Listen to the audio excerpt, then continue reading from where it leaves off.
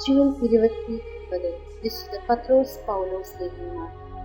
അന്ത്രയോസ് ലിഹായുടെ അനുജനും യോനായുടെ പുത്രനുമായ ശിമയോൻ ഗലീലയിൽ ബെത്സദായിൽ ജനിച്ചു.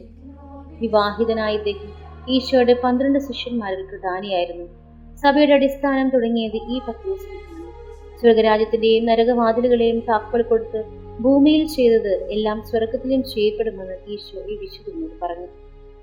25 വർഷത്തോളം സഭയുടെ അധികാരിയായിരുന്നു അദ്ദേഹം. നീറോ ചക്രവർത്തിയുടെ രാജ്ഞപ്രകാരം വത്തിക്കാൻ കുന്നിൽ കുരിശിൽ തല കീഴായി തറച്ചു. ക്രിസ്ത്യാനിയാകുന്നതിന് മുമ്പ് പൗലോസിന്റെ പേര് സാവൂൾ എന്നായിരുന്നു. സാവൂളിന്റെ മാനസാന്തരത്തിന് ശേഷം 12 വർഷത്തോളം അറേബ്യയിൽ ധ്യാനത്തിൽ കഴിഞ്ഞുകൂടി.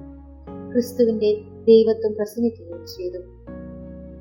റോമായിൽ വിയ ഓസ്തിയായിൽ വെച്ച് സ്ലീഹായുടെ തല വെട്ടിയെന്നും 3 പ്രാവശ്യം ആ ശിരസ് കുതിച്ചു ചാടിയെന്നും ശിരസ് പതിച്ച ഓരോ സ്ഥലത്തും ഓരോ ഉറവ ഉണ്ടായെന്നും അറിയപ്പെടുന്നു.